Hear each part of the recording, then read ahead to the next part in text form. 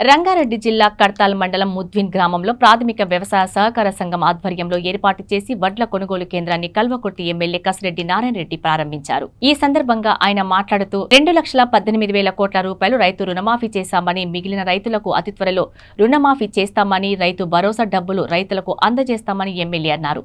ఈ కార్యక్రమంలో PACA chairman Gampa Venkatesh, Amangal market chairman Geetha Narasimha, market vice chairman Bhaskar Reddy, అధికారులు, ప్రజాప్రతినిధులు పాల్గొన్నారు.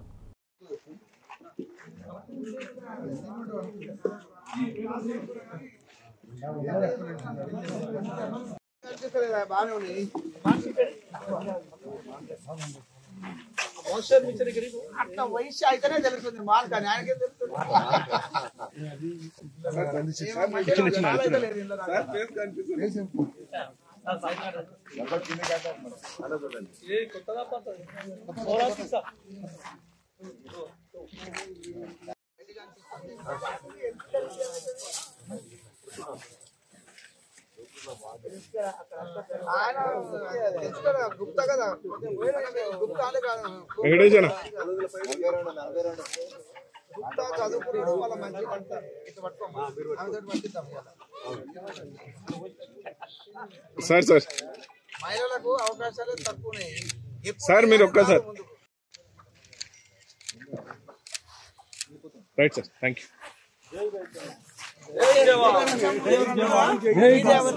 వచ్చిన సార్ మాట్లాడండి. ఇంకా జరగాలి రైట్.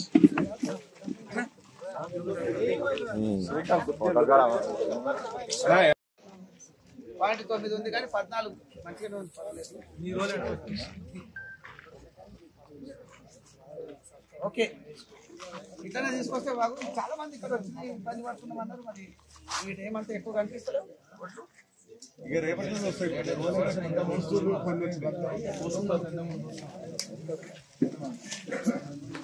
ఇమీడియట్ గా వస్తా ఉన్నాయి. ఇప్పుడే నాకు తలకొండపల్లి ప్యాక్స్ చైర్మన్ చెప్పినారు, మాకు అందరికి పడ్డాయి డబ్బులు అని చెప్పేసిండు. తర్వాత అదే కాకుండా ఈ సన్న ఓట్లను తీసుకుంటే గౌరవ ముఖ్యమంత్రి గారు చెప్పినారు, క్వింటాలకు 500 రూపాయలు బోనస్ గా ఇస్తామని చెప్పేసి.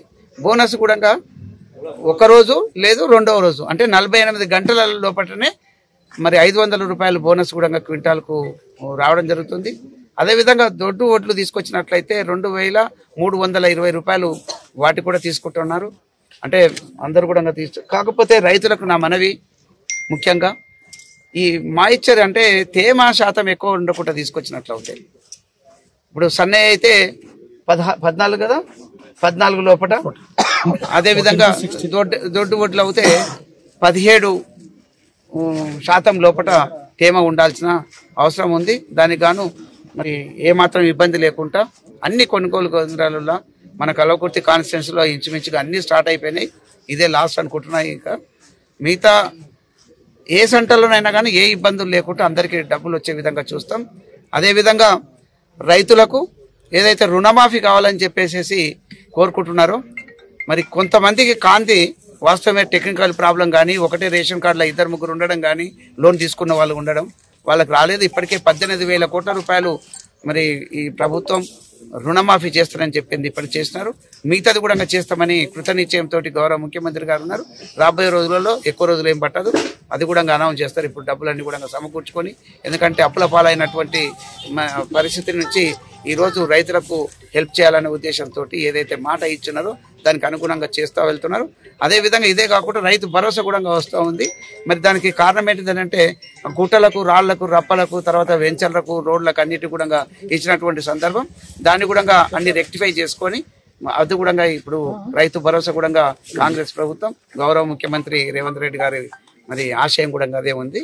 మరి ఖచ్చితంగా వస్తుందని చెప్పి తెలియజేస్తూ, మరి ముఖ్యంగా రైతులకు నా మనవి, మరి తేమ శాతం ఎక్కువ లేకుండా తీసుకొచ్చినట్లయితే ఇక్కడ ఆ ఒడ్లు కూడా ఖరాబ్ కావు.